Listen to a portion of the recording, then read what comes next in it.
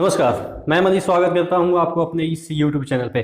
दोस्तों, हम आज पढ़ने जा रहे हैं संयुक्त सैन्य अभ्यास, यानी कि भारत का जो संयुक्त सैन्य अभ्यास होता है वो किन किन देशों से होता है, जिसका एक पर्टिकुलर नाम दिया जाता है। ठीक है, तो वो क्या है? ऐसा नहीं है कि आज ये नाम से हो रहा है तो कल वो नाम से होगा। हाँ, उसका नंबर चेंज हो सकता है कि फलाना जो सैन्य अभ्यास है, सपोज बरूना होता है किसी देश के साथ हमारा सैन्य अभ्यास, प्रथम बार होगा जो फर्स्ट होगा, सेकंड बार होगा सेकंड होगा, यानी कि बरूना फर्स्ट सेकंड थर्ड, इस तरह से। ये नहीं कि बरूना की जगह नया नाम चेंज हो जाएगा। ठीक है, तो नया नाम चेंज हो जाएगा तो वो भी फर्स्ट से स्टार्ट हो जाएगा। ठीक है, इस तरह से जो सैन्य अभ्यास होते हैं उसका पर्टिकुलर नाम होता है, वो बदलता नहीं है। हालांकि उसका नंबर चेंज हो सकते हैं कि 1 2 3 कौन सा अभ्यास हुआ है, ठीक है, उस पर्टिकुलर नाम से।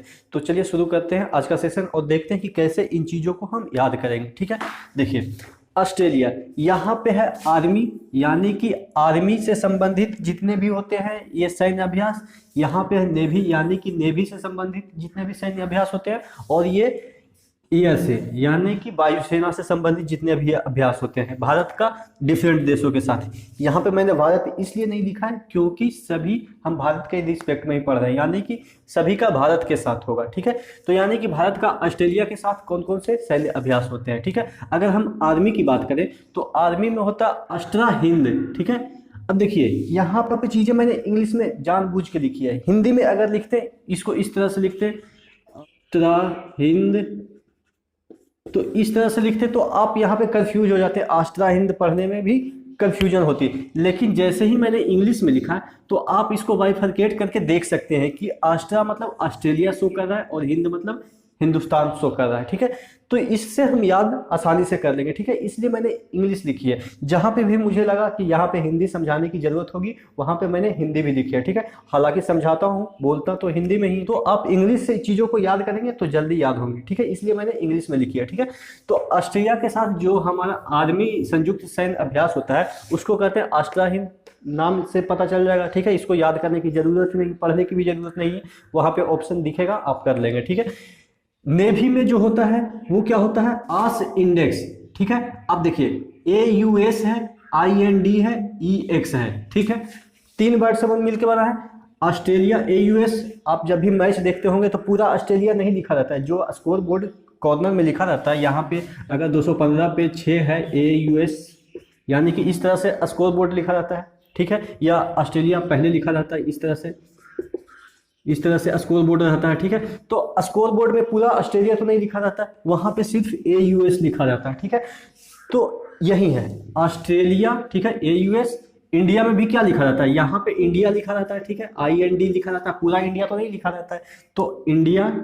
फिर EX मतलब एक्सरसाइज, एक्सरसाइज यानी कि अभ्यास को इंग्लिश में क्या कहते हैं, एक्सरसाइज, यानी कि ऑस्ट्रेलिया इंडिया एक्सरसाइज। ठीक है, और दूसरा एक अभ्यास होता है, ये तो पहला अभ्यास हुआ नेवी में, दूसरा एक अभ्यास होता है उसको कहते हैं काकाडू। ठीक है, दूसरा। ठीक है, KAKADU। ठीक है, अब इसको याद करने का तरीका देखिए कि जब भी ऑस्ट्रेलिया में मैच होती है, ठीक है, जब भी मैच हो तो कोकाबूरा गेंद से होती है। ठीक है, ऑस्ट्रेलिया में काफी मात्रा में बनाए जाते हैं कोकाबूरा गेंद। ठीक है, तो कोकाबूरा एक प्रकार का बर्ड है। ठीक है, तो उसी से हम याद रखेंगे कि काकाबूरा, कोकाबूरा को हम काकाबूरा भी कई बार बोलते हैं, जब हमें प्रोनाउंसिएशन में दिक्कत होती है तो हम कई बार काकाबूरा भी बोल देते हैं। ठीक है, तो काकाबूरा यानी कि कोकाबूरा को हम काकाबूरा पढ़ेंगे। तो काकाबूरा गेंद कहाँ पे बनती है और कहाँ पे काकाबूरा से खेली जाती है, ऑस्ट्रेलिया में। ठीक है, तो इससे हमको तो याद हो जाएगा, काकाडू से हम याद करेंगे, काकाबूरा ध्यान में लाएंगे तो उससे हमें याद हो जाएगा कि काकाडू किसके साथ सैन्य अभ्यास होती है, ऑस्ट्रेलिया के साथ। अब देखते हैं बांग्लादेश। ठीक है, बांग्लादेश के साथ हमारा कौन सा संयुक्त सैन्य अभ्यास होता है, संप्रीति। ठीक है, संप्रीति देखिए हिंदी में भी लिख दिया है। तो संप्रीति याद कैसे करेंगे आप, अक्सर मैच तो कई लोग देखते हैं, जितने भी पढ़ने वाले स्टूडेंट हैं अक्सर उसमें से 90-95% मैच प्रेमी होते ही हैं, चाहे तो लड़कियों की बात बोले या लड़कों की बात बोले। ठीक है, सभी मैच देखते हैं, तो उससे हम चीज़ों को रिलेट करेंगे तो जल्दी हमें ये चीज़ें याद होती है। देखिए आप अक्सर मैच देखे होंगे, आपने एशिया कप में एक मैच देखा हो जिसमें कि जो कैमरामैन है वो कई बार जो स्टेडियम में अपना कैमरा घुमाता है, तो आप देखे होंगे टीवी में दिखता होगा कि काफ़ी एकदम से खूबसूरत खूबसूरत बांग्लादेश के फैंस दिखते हैं। ठीक है, एकदम से वहाँ की जो लड़कियाँ होती है काफ़ी खूबसूरत होती है। ठीक है, ऐसा मैं सिर्फ याद कराने के लिए कह रहा हूँ, आप इसको दिल पे ना लेंगे। अगर बांग्लादेश से प्रेम करते हैं तो कोई बात नहीं। ठीक है, इसको अपन याद करने के तरीका अपनाते हैं। ठीक है, तो वहाँ पे आप मैच में देखेंगे कि काफ़ी एकदम से प्रिटी लड़कियां रहती है, ठीक है। तो प्रीति प्रीति से हम याद करेंगे कि बांग्लादेश की जो लड़कियां होती है काफ़ी प्रीति प्रीति होती है, यानी प्रीति मतलब सुंदर। इंग्लिश से भी पता चला PRITI, ठीक है। हालांकि होता है PRITY होता है, प्रीति मतलब सुंदर। लेकिन हम इससे भी हम याद कर सकते हैं कि बांग्लादेश की लड़कियां होती है क्या, प्रीति प्रीति होती है। अब मैच में भी देखते होंगे काफ़ी सुंदर सुंदर होती है, ठीक है। गाल वाल पे एकदम से उसका एक झंडा लगा के आते हैं, कितना सुंदर लगती है, ठीक है। तो हालांकि हर देश की लड़कियां सुंदर होती है, तो ऐसा नहीं है, सिर्फ याद करने का तरीका कि बांग्लादेश का जब मैच देखते हैं तो हमारा ध्यान मैच पे नहीं, उसके जो दर्शक होते हैं, यानी कि दर्शक दीर्घांग बैठे कुछ जो महिलाएं होते हैं, कुछ लड़कियां होती हैं जो काफ़ी सुंदर होती है, उन पे चली जाती है। तो वहाँ की जो लड़कियां होती है वो प्रीति होती है। इससे हम इसको याद कर सकते हैं, ठीक है। चाइना, ठीक है। चाइना के साथ जो हमारा संयुक्त सैन्य अभ्यास होता है वो सिर्फ आर्मी में होता है, और आर्मी में कौन सा नाम से होता है, हैंड इन हैंड, ठीक है। आप अक्सर देखे होंगे, सुने होंगे, ऑब्जर्व किया होगा कि जो चाइना का माल है, यानी कि चाइना का जो सामान है वो हाथों हाथ बिक जाता है। कोई भी माल आता है हाथों हाथ बिक जाता है, क्योंकि दाम भी कम रहता है और क्वालिटी हालांकि ख़राब रहता है, लेकिन फीचर हर तरह के मिल जाएंगे। आप देखेंगे एप्पल का अगर आप आईफोन लेते हैं तो उसमें क्वालिटी है, ठीक है, फीचर भी है, लेकिन दाम बहुत है। अगर वही सामान आप चाइना के लेंगे तो क्वालिटी कम रहेगी, लेकिन उसी का फीचर वो चाइना दे देगा, ठीक है। तो फीचर तो सामान हो जाएगा, क्वालिटी हालांकि कम रहता है। तो इंडियन क्या होते हैं, इंडियन के पास कम पैसे होते हैं, इस वजह से तो वो चाइना के माल प्रीफर करते हैं। तो इससे हम याद करेंगे कि जो चाइना का माल होता है वो हाथों हाथ बिक जाता है, ठीक है। फ्रांस, फ्रांस के साथ हमारा कौन कौन से संयुक्त सैन्य अभ्यास होता है, फ्रांस के साथ होता है शक्ति, वरुणा और गरुड़ा, ठीक है। अब याद करने का तरीका देखिए, शक्ति होता है आर्मी में, और नेवी में क्या होता है, वरुणा होता है, और एयर में होता है क्या, गरुड़ा। देखिए याद करने का तरीका, एक गरुड़ है, गरुड़ जिसको ईगल कहते हैं, ठीक है, इंग्लिश में। गरुड़ क्या करता है कि अपने पंजे से कस के दबोचता है अपने शिकार को, ठीक है। तो यानी कि गरुड़ हवा में उड़ता है, तो हवा में क्या होगा, गरुड़, ठीक है। और जो पानी में तैर रहा है सांप, ठीक है, जो पानी में तैर रहा है वहाँ पे जाता है, ठीक है, ड्राइव करता है, वहाँ पे जाता है और उसको शक्ति से पकड़ता है, यानी कि उसको अगर शक्ति से नहीं पकड़ेगा तो वो छटपटा के छूट जाएगा, ठीक है। तो यानी कि गरुड़ पहले देखा, सांप को देखा, कहाँ देखा, पानी में देखा, वहाँ गया और उसको शक्ति से फंसा लिया अपने पंजे में, ठीक है। वहाँ गया और शक्ति से अपने पंजे में फंसा लिया। तो इससे हम याद करेंगे कि फंसा लिया यानी कि फ्रांस, ठीक है। गरुड़ गया पानी में, बलून क्या है, बलून पानी के देवता है, ठीक है। तो बलून में गया और उसको शक्ति से फंसा लिया, ठीक है। तो इससे हम याद करेंगे, ठीक है।